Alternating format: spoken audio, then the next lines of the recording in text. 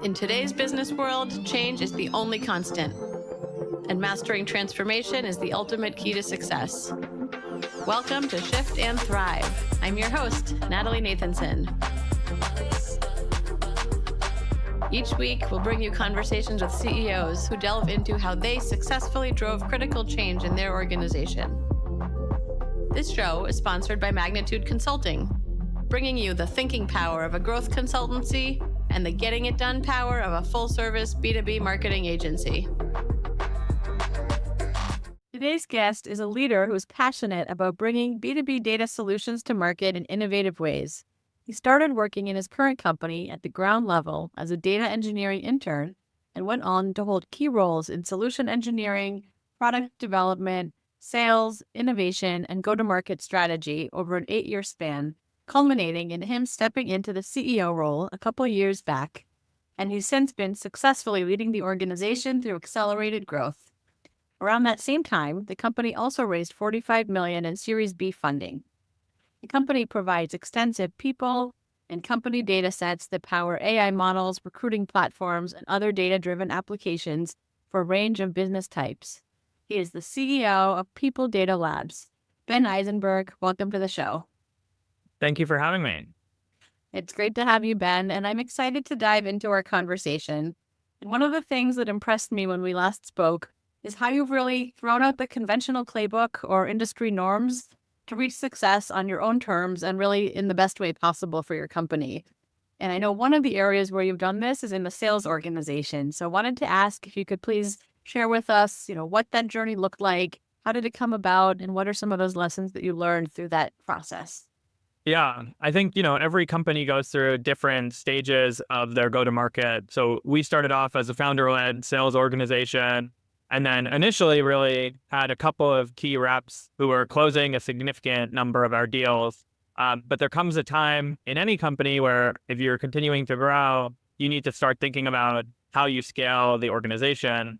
And like you mentioned, as we were raising venture funding, the pressure keeps ramping up. You got to keep hitting those goals. You got to keep growing. You got to keep doubling.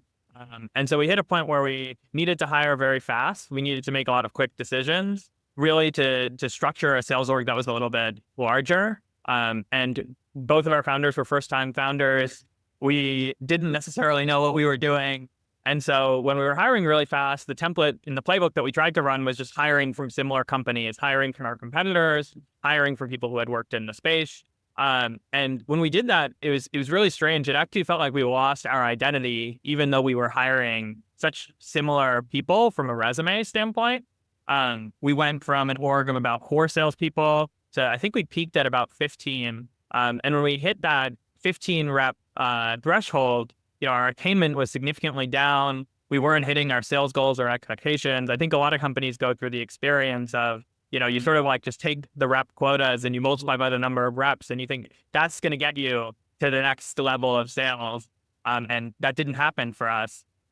So we really started to throw that handbook that we had created for ourselves out the window and say, okay, what do we need to do better? What is unique about our company? Why did that playbook not work for us? And we realized a couple of things. I think the first thing that we realized was data sales. We work in the data industry. There's some aspects of it that are very similar to traditional SaaS. There's other aspects that are not. The deal cycles are pretty long. They're pretty complicated. They're pretty technical. And we started looking out into the world and seeing, for example, like biopharmaceutical sales are actually very similar, very technical, very relationship-based, really going into it with your customers.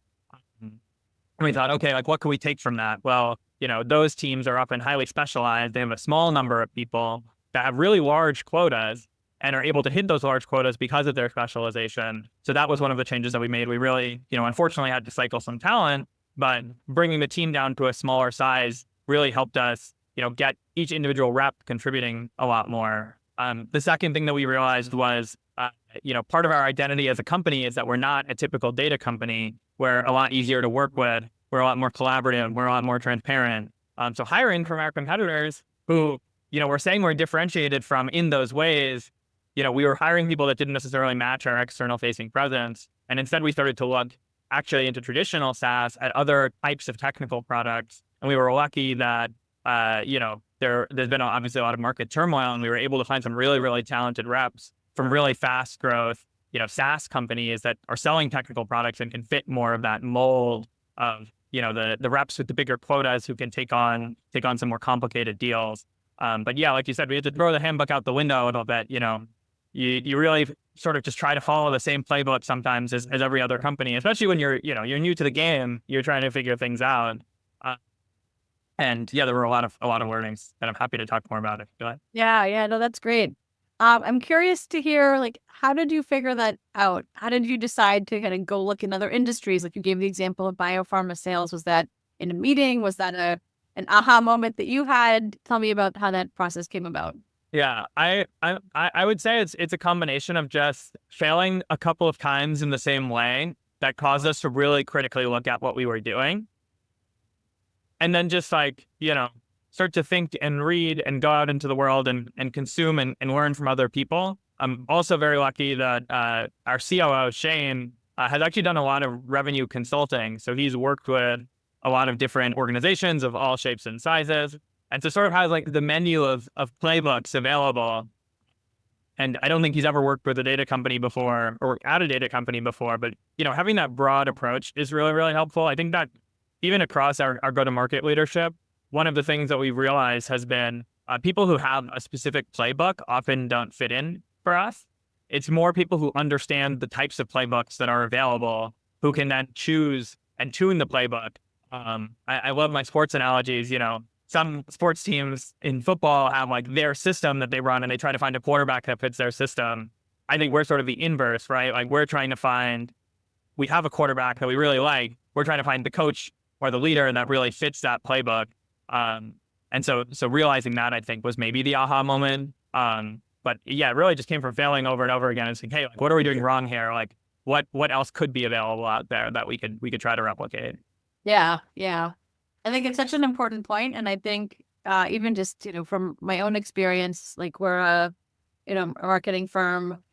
We're not a typical agency. We're not a typical consultancy. We're kind of somewhere in between. And it took me a while into the business to really learn to reinvent the wheel on purpose and not inadvertently, right? So being very deliberate about where we're doing things because other people have figured out how to do that well, and maybe not the things that set us apart.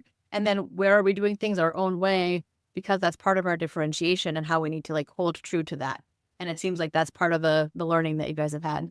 Yeah, I mean, I imagine every single client, you start working with, you sort of have the general skeleton of what you're going to do, right? But you're not necessarily doing the exact same thing for every single client because it's not going to work every single time for every single client. Is that sort of right in terms of your business model and how you guys go into engagements? Yeah, for sure. And we always say like no cookie cutter engagements, right? Each client does have a unique target market, their own differentiation, their own kind of sales and marketing structure. And so figuring out what makes them unique and then layering on top of that, like you say, the playbooks. What do we know that works? What do we see working kind of elsewhere, and really bringing that to bear? Yep, 100%. I'm curious to hear from you more about the playbooks. What kind of sales playbooks, or if you want to broaden it to kind of your go-to-market in general, what kinds of things are fruitful for you? Yeah, I think for us, having the general structure of the sales cycle that every rep can replicate is really important, but we don't follow like any specific methodology. We've sort of built our own. Again, we're a unique company because we're selling, data, which is a product that product teams are really leveraging in a very, very consequential way. Like customers are typically building, or betting a lot of the farm on leveraging our data to do something for their customers. And so making sure that we're doing good discovery is obviously really important, but also making sure that we have a really structured data evaluation that sets customers up for success. That's a playbook that, I think is replicable across a lot of different industries. Like, how do you set expectations at the start of an evaluation that are joint and that you can work together with your prospect on, that then when, those expectations are hit or missed, they have something that they can take back to their team and really present, as your champion to make sure that you get the commercials that you want, get the red lines through the door, et cetera, as the sales cycle continues. So building that structured data evaluation is a playbook that we've really invested a lot in. And then also, an area that we're focused right now on trying to improve is really our onboarding. So taking that playbook that we ran during the data evaluation we know what customers are looking for, what their success criteria are. How do we map those to, that customer using our data in production, making sure that they're successful so we can retain them beyond the first contract. That's an area that our team has, really focused in the last year or so. Curious to ask you a bit about kind of notion of where you have done things your own way or chartered your own course. Are there other examples elsewhere in the business where you've really kind of learned this and benefited from charting your own path? Yeah. I mean, this is maybe not one where we fully charted our own path, but I think we've learned through, working with a lot of companies that our go-to-market approach really needed to be redefined. I think a lot of companies, you'll hear this all the time, like talking to your customers is the most important thing.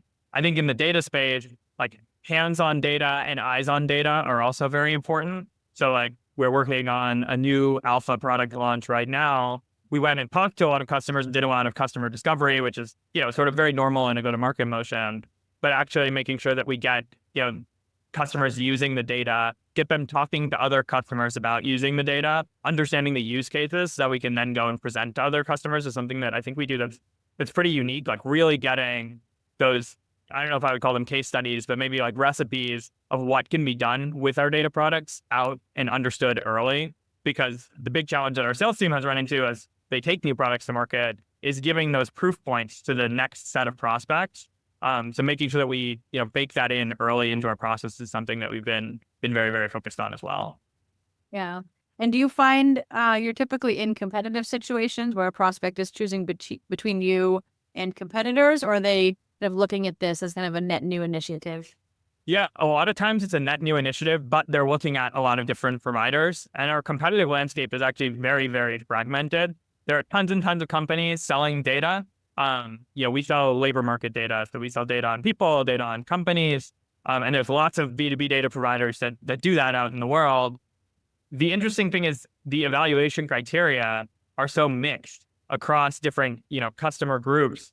And often people are very lost. Like they've never done this before. It is a net new initiative for them. So one of the big advantages that I think we have is that, we often act as a trusted advisor, helping one company replicate the data evaluations that we've seen other companies do and find success with is something that I think really puts us ahead of the pack. Because if you're choosing between two data providers that look very similar from a product standpoint, it's hard to analyze data. It's hard to be confident in the data just from a data evaluation.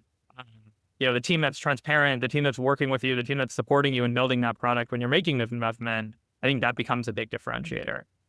Yeah. Yeah. Well, and I think it sounds too like it ties back to that kind of consultative approach that you take and really having that educational approach baked into it.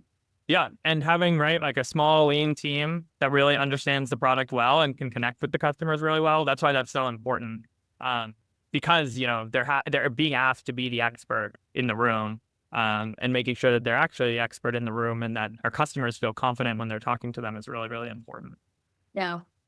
I'm curious how kind of changes in the current market dynamics or market landscape is changing anything for you. Are there any shifts in kind of what you're seeing as far as who's interested in your offering? Are there any changes you're making in kind of your offerings in general?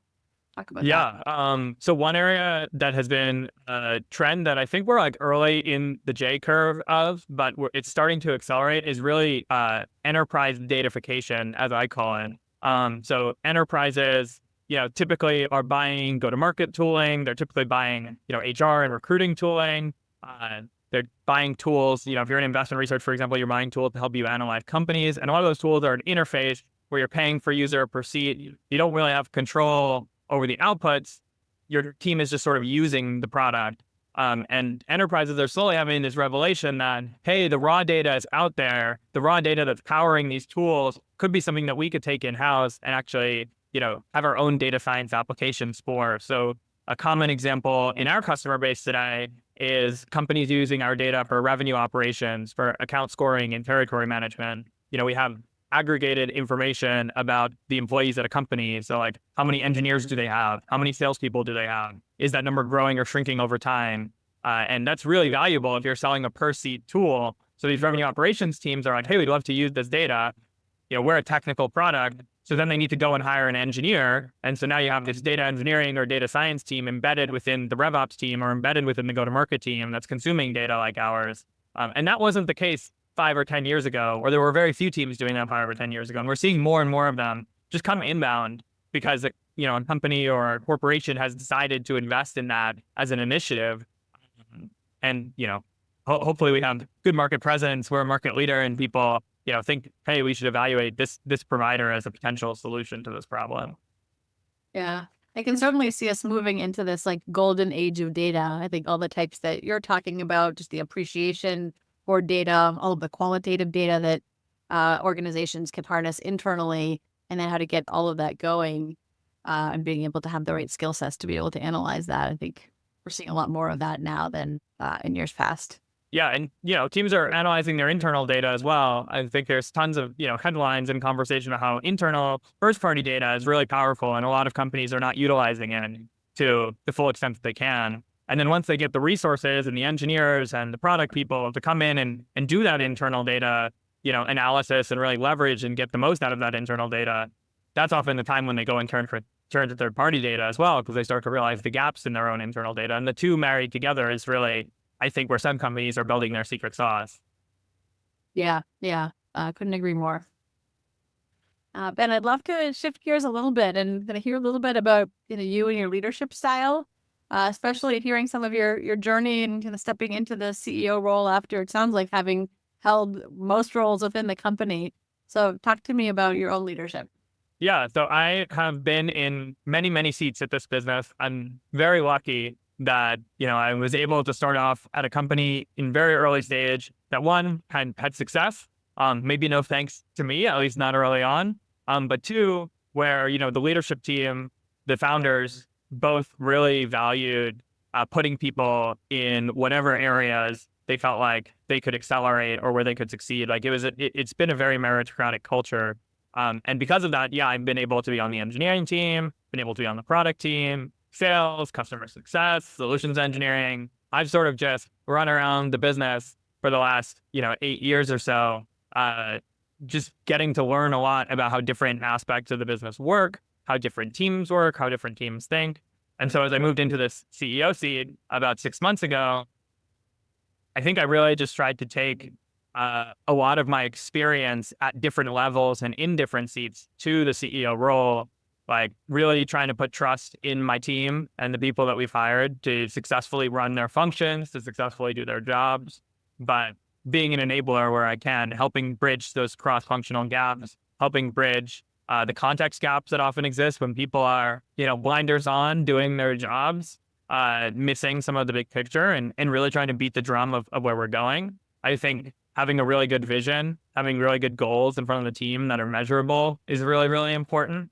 And then, just helping unlock people to go and hit those. And if people, care about the business and they feel bought into the culture, like they will go and deliver and they will go through, hell or high water to make it happen. And my job is just to support that as much as I can. At least that's, how I really believe a CEO should work, because when I wasn't in the CEO seat, that was what I wanted out of my CEO.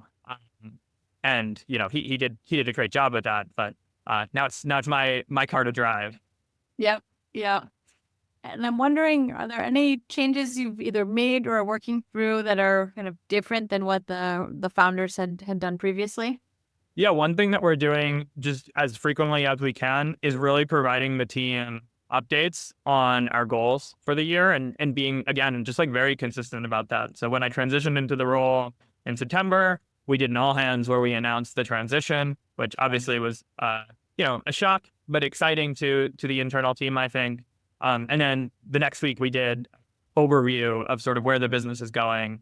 And I think the first time people hear something, it always feels, like, hey, there's this big change, right?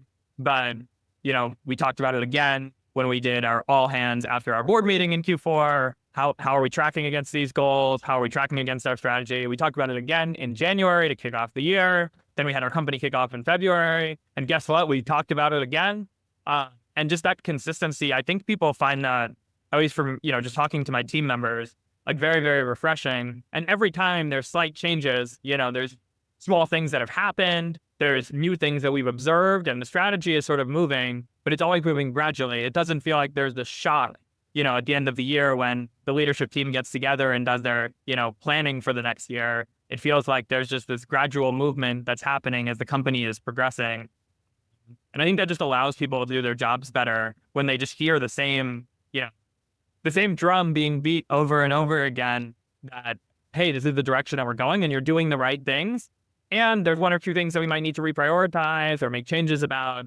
But generally, like, this is the direction. And I hope that as we go into our next year of planning in the second half of this year, the strategy and the goals don't change that much. Maybe one area of focus changes, maybe some of the metrics change. Obviously, the revenue goal gets higher. But I think keeping people on that path just keeps people feeling aligned versus feeling like the leadership team is coming at them from above, and just changing the direction. So that's been the biggest change that I've really tried to make. Yeah, I think the temptation can be to feel like, oh, you've shared something once, like everyone heard it, they don't want to hear it again. It feels repetitive. But I think to your point, like, it's quite the opposite. That I think having that repetition and hearing those same messages over and over with any updates, of course, or additional detail, is so important. And even, the same person might hear a message differently on different days based on what's going on in their day, what are they working on, things sink in differently. So I've gotten some of that same feedback from our team, and I think it's a really important component. And sometimes delivering it through different mechanisms, right? So in writing, in a video, in a team meeting, all of that. Yeah, and I think also you prompted one more thought, which is just celebrating the wins as you're going down through that strategy is a great medium for presenting that information. Like, I don't need to talk about the strategy every single month. Trust me, nobody wants to hear me talk, even in this podcast. But, having team members talk about the wins that they're doing, the accomplishments that they've had that tie into the strategy is a really, really great way for different teams in the business to feel very connected to that overall strategy. Yeah, definitely agree. Are there any specific kind of formats that you follow for that, or is it more informal? Yeah, we have our all hands every single month. There's two things that we do in every all hands. One is we always try to tell customer win stories. So we have members from our go-to-market team talk about, customer wins or deals that we've closed. I always joke with the engineers that, like, we want to be building things that people are paying for. Otherwise, why are we building them, right? Like, and every engineer has had the experience of building something and then it just sits on a shelf, right? So, like, making everyone feel connected to the customer win that, the work that they're doing is creating is one. And then the second is we always end every single all hands with gratitude. And it's always interesting to hear what people say about each other and the work that they're doing. And I think it gives, like, a lot of exposure cross-functionally to what people are working on and who they're working with. And you get to hear from people that you don't necessarily hear from on a day-to-day basis. So I think people really, really appreciate that and are really excited about that. And yeah, that's another thing that our COO put in place that I'm just, like, very grateful for. Sometimes you just get to ride the wave of good ideas of others, and that's been something that I think has been really impactful for our team. Yeah, I love that. I mean, for us, we have, like, peer-driven recognition. It's a more formal program based on kind of our company values and calling that out, and then kind of having a winner of that a couple of times a year. But then we'll do, like, value shout outs, impact shout outs to really kind of reinforce the things that matter to us more. And similar, it sounds like, to kind of what you're sharing with gratitude is hearing what other people are picking up on of, so-and-so colleague helped me, or I saw that they went above and beyond for this client in this amazing way. And it's, oftentimes, I would say almost all the time, we're hearing things that we wouldn't have heard otherwise. And so it's taking that time to really celebrate what matters to us and to our business. 100%. And you see who the culture carriers are, because the people who are giving the shout outs are the people who, I think are really involved cross-functionally working with different people and want to share, a lot of the impact that other people have had. And so that's really nice too, just giving those people, a podium, so to speak. Right. Curious to hear, outside of the business or, something maybe that you're most excited or passionate about at the moment that might be a bit unexpected to the listeners. Yeah, maybe not unexpected, but I have always really been into just the financial sector. So I was in an investing club in college where we managed a small hedge fund. A lot of my friends work in the financial sector. And so it's just been really interesting seeing sort of the trends in venture funding, the trends in the stock market over the last, 4 or 5 years, I think we went from, like the zero interest rate COVID era, or from COVID to the zero interest rate COVID era, to then, really like overinflation in the tech space, to then like really, really dramatic cutting back in the tech space. And now I think there's still like a lot of uncertainty. And I think we're in like a very interesting time from a market perspective. Stocks are like very overvalued. I don't think that's a very hot take. But at the same time, it feels like we have so much forward momentum. And to some degree, businesses are more efficient than they've ever been with, the advent of AI. So seeing how the next 5 years play out, I think is going to be really interesting. And I just love reading all of the different perspectives that different people have, whether it's, members in the financial services industry, whether it's people in tech, whether it's, influencers on LinkedIn, and just seeing how much they contradict, right? It makes you very, very curious just to see who's going to be right. It's sort of like, you just never know. And someone's going to seem like a genius and somebody's going to seem like an idiot, but you don't know until it happens. I think that's like very exciting. It feels like we're at like a very big inflection point financially right now, which is just interesting. How do you follow what's happening? Do you have like favorite or kind of usual publications or podcasts? What are your best sources? Yeah. So I read like a lot of different media publications, like different newspapers, trying to get like a broad sense there of just like what's going on in the world.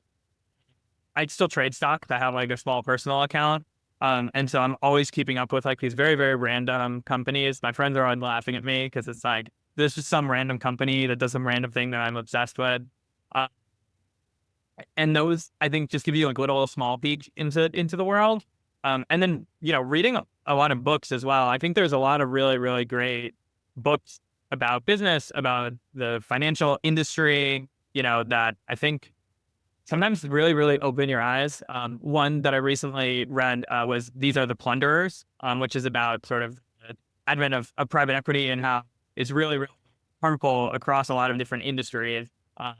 And, obviously a biased book with a biased take, but it's just interesting to hear how different people are looking at, sort of, financial institutions that are really foundational to the 21st century, and just the impact that they have. Yeah, yeah. That sounds like a very intriguing book. I just added it to my my book wish list, which gets pretty long. Yeah, and I think it gets insane. Anytime you start getting book recommendations, your list just gets too long to read. I have to like purge it every, year or so, I clear out the know. ones that I only heard about once. Yeah. Yeah, go by frequency. Yeah. I try at least.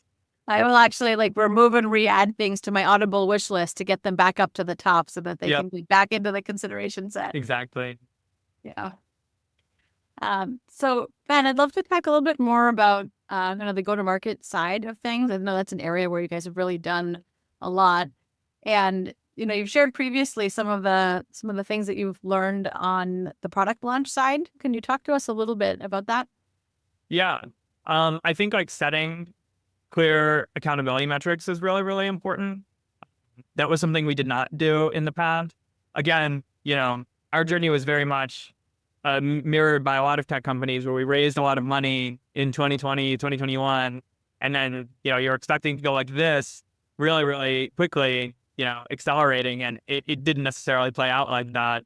And we launched a lot of products at once and one of them hit and did really well, but 3 of them didn't hit. And I don't think we, really looked internally and held ourselves accountable to that and failed fast enough with those products.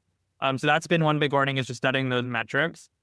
The second, I think, is just being ready to iterate. Like, it's better to launch something that's incomplete, but meets the customer need. Like, you get much more signal, like, faster that way. As soon as you're investing resources into something, that I think is the point where you're putting chips on the table. And the more chips you put on the table, like, the more confident you better be that you're going to win. You only have a finite number of chips and a finite number of areas that the team can focus. And so that's been, going back to the quantitative metrics, right? Those two things are very intrinsically tied together, like determining where you invest resources based on how things are performing and trying to do the small, easy things first to get sort of that market feedback quicker. I think were the 2 big learnings for us as we were sort of evolving our go-to-market process over the last couple of years. Yeah. And so on that kind of metrics and accountability, is your sense for the product that kind of didn't hit right away, that had you had the right metrics in place, you would have learned that sooner? Or is there a different kind of takeaway out of that? I think we would have learned that the customer demand was not necessarily there for what we were building. I think we have a team that is very, very smart and has a lot of really, really good ideas, but the market is not necessarily as sophisticated at using our data as our team is. Like our team is in the weeds with our data every single day. And I think we would have just realized that much quicker in the case of that specific product. And I think in general, when we've had these metrics, it's actually made it easier to celebrate the wins and to keep the team involved. I think another big challenge is always training revenue folks when new changes are coming. They're getting so much signal every single day from their customers, from their prospects, and from all the different product managers, engineers, et cetera, who are telling them things that to really, again, right, like different people consume information in different ways to really create signal. You need to be hitting on something over and over again. And by having those metrics and measurables that you're reporting out to the team, they're hearing about the bigger investments more frequently. They're hearing about them at a higher velocity. And so with this new product that we're rolling out, which is our job posting data, where we're aggregating company job listings from the public web, cleaning, standardizing them, and joining them to our company data, I think a lot of our team has been really bought in. And even before we've launched the product, could already probably talk about it, 90% of the level that we would want them to. And that's been very, very energizing, I think, for the team. And what are some of those metrics that you watch most closely? Yeah, I think like customer conversations and people even being willing to talk to us is a metric that we track. The amount of money that people say that they're willing to spend on something, of course, a little bit further down the funnel, like the customers that actually evaluate our data. Like a lot of times we will send customers data and then they will disappear. They won't put in the time to actually look at and work with the data and give us feedback. So that's an area that we track. We have like a red, yellow, green system for them tracking the feedback. Like, are people happy or unhappy with the data? As well as, right, like what are the feature requests that are sort of bubbling to the top? We have a public facing roadmap. So whenever I have a customer conversation, I come out of the conversation and me or a member of my team will just add what the customer asked for to the public facing roadmap or vote on their behalf. And that helps us really stack rank things very well. And then finally, like close one revenue is the number one metric that any company should define their product success by. We are really trying to gate the release of some of our bigger launches, right? Like with smaller things, you might be doing this in a more agile or less regimented way. But with our big product launches like this job posting data, really gating it behind, customers actually putting pen to paper and paying for it before we say, hey, this product is ready for the prime time, show. And that's, I think, been a good challenge to put in front of our team to make that happen before we launch the product. I like your mix of kind of the impact metrics like revenue and, of course, is really where the rubber hits the road, but also that you have some of those leading indicators, like the kind of customer conversations and are customers willing to talk about this in the first place, and that you're doing that early enough to be able to kind of iterate and evolve from there. Because I do think sometimes there's too much kind of planning and work that goes into a product launch and kind of ready to move on all cylinders, or not all the pieces have been thought of. And sometimes like marketing, for example, can be brought in too late of, hey, we've got this product, let's launch it. But if marketing hasn't been involved in the product, those decisions kind of earlier on, and kind of how do we message based on customer feedback? How do we capture those early, customer pilots and bring that into the conversation? There's kind of all these pieces that need to be put together to really make that launch successful. Yeah, and one thing that we do in our org structure that some companies do, some companies don't, is so we have a product marketing lead who reports to our marketing leader, and he's in touch with the PMs all the way from the very early stages. He basically is, helping with the product research. He, in the case of this job posting product, like sat in on a lot of the interviews with me. Eventually, he started doing some of the interviews himself without me to see if we could get different feedback that way. CEO title can be a little bit intimidating sometimes. And then, helped form the messaging for the product, had been helping to gather the feedback, and having that person sort of in between the revenue team and the marketing team and the product team is really, really nice. Just to like make sure everybody is running in the same direction, holding the product team accountable. Like you always want your PMs to be, holding themselves accountable, but it's nice to have that second layer of accountability. And then, yeah, he is the biggest proponent. I steal his language all the time that like time is the biggest investment that customers could give to a vendor before paying. right? Before spending dollars with us, of course. And so measuring that is something that he's really, hammered home for us. And I think it's been really, really effective. Yeah, yeah, I love that. I also like how you have different people doing the interviews and knowing that, someone might share different feedback with the CEO as they do with the product lead. That's something that we experience, especially like for us, it's coming in as a third party if we're doing market research, and like qualitative conversations with a customer. But sometimes there's the perception of, oh, well, we've already talked to our customer. We already know everything. But it's very different than when you have, a third party coming in and asking those questions. And oftentimes we're getting very different information than what the person was comfortable sharing directly with their main point of contact. Yeah. And I found like weird things when we do third party interviews as well. Like sometimes we have customers that, the executive leader or the executive sponsor doesn't necessarily know what we are providing in their mix of different data vendors that they're working with, and will attribute things to us that we don't do, for example. And that's a really good signal for us, that, hey, we need to do a better job of building this executive relationship, as an example. So there's a lot of different signals, I think, that you can get out of doing product interviews or hiring a third party to do interviews for you that, one conversation never gets you at everything, right? You want all the different perspectives. Yeah, yeah. Well, and like as you say, like those different signals, it can inform product development, it can inform messaging, it can inform the deployment and the rollout and how you get referrals and so many important nuggets that come out of those kinds of conversations. And they do take time, but they're so well worth it. Yeah, and it informs customer health too. I've had product interviews where we didn't even talk about the product that we were building. And, the customer really just took the time or wanted to take time to like talk to the product manager or the product leader about the product that they're buying today or that they're using today. And that's been a great signal of customer health, that maybe we're not doing enough in that relationship, or that the customer has concerns that we haven't addressed, or that there's churn risk here. So I think there's a lot, like our go-to-market teams, our sales team, our customer success team are really bought into this process, because I think they see that bringing in the product persona can often unlock additional information that maybe they weren't able to get as a commercial stakeholder.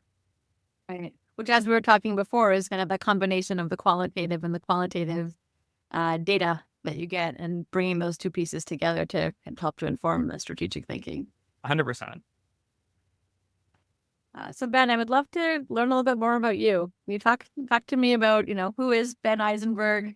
Did you know you'd be a CEO of a data company someday? How did you get on this path?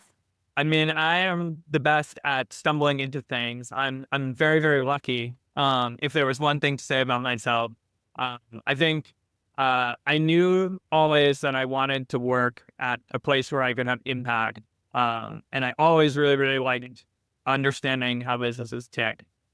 I didn't necessarily see myself as the CEO of this company, especially coming in as an intern. When I did my internship interview with the CEO, we talked about John D. Rockefeller for about 30 minutes. And then he said, great, we'll pay you $10 an hour. You start Monday. And that was my start. I did not expect, of course, to then move into the CEO role. I didn't expect to be at that company for more than a couple of months, But I think the things that I learned about myself here are that I really, really value the people that surround me. I really, really like, people who are competitive, people who are intellectual, people who have a lot of interests outside of work, and who bring that to the workplace and who bring their whole selves to work. I think I've learned that I am really, really like willing to go and just solve problems in any place and like engage with anyone at any level, at any time about any problem. Sometimes too much so, like need to get better at managing my time and where I put it. But that's been a big learning. And I think those things, as I continued to evolve and continued to move up, it's been nice to have people around me that really care about me, that really like working with me and would give me that feedback and help me grow to the next level. Yeah, I guess that's me in a nutshell. Yeah. And how about you as a child? Like, did you have any of these indicators that you kind of be in problem solving and leadership and data? Yeah, definitely not in data. I did not expect to be in data at all. I think as a child, like very young, I dreamed of playing in the NBA, but just didn't have the height to make it to the NBA or the skills. Many problems there. I think as I got older, I think I always had like the competitiveness and just like the natural ability or like natural inclination to just like talk to people, connect with people, inspire people to do things. I don't think I necessarily realized what that would translate to in terms of a career. I think I always saw myself as sort of like a back office person, doing engineering work, or, I was thinking about going into biology for a bit, working in a lab. I never thought that I'd be like leading a company. But I think the natural shift that happened there was both me realizing maybe I wasn't the most technical, best engineer, and that, my communication skills and my ability to sort of bridge between different teams and communicate with different types of stakeholders is like relatively unique. And that was sort of, I think, the shift that happened early on in my time at PDL. And I think, the founders of the company recognized it before I did, because they moved me out of my engineering intern role into working with our customers, about a year into my time at People Data Labs. And I think that learning came with that transition for sure. Wow. I think that's a great segue to a question I want to ask you really about your leadership learnings, I would say.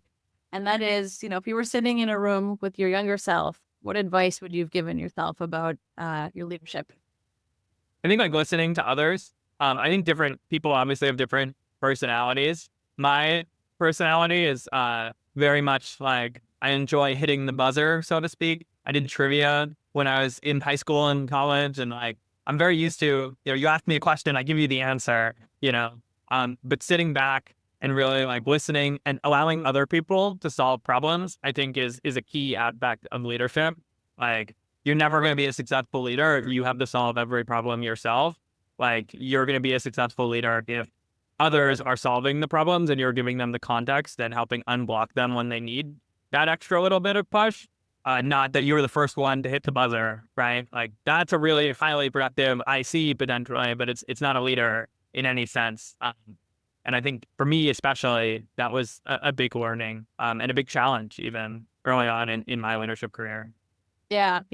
I share that a bit. And sometimes you just have to kind of bite your tongue or take a breath and say, you were talking earlier about being kind of deliberate about where your time goes. And I think if you have that natural inclination to want to help and to enjoy problem solving and be a good problem solver, it's very easy to want to, someone asks you a question on the team, you jump in and, give your advice, your opinion, but that's not allowing the other person to kind of go through that same process. Yeah. And it's also not allowing you to do anything else. Because if you start to build that, repetitive muscle with the team, like there was a point in time at PDL where probably like 40 employees and 39 out of the 40 were messaging the one, me, like anytime there was a product or engineering question, because I was just so fast at replying. And that's not scalable. Like I burnt myself out of doing that so quickly. I needed somebody to tell me, hey, you're burning out. Like what are you doing to like even realize that, but was able to learn and grow a lot from that, of course. Yeah. Well, that's a great piece of advice.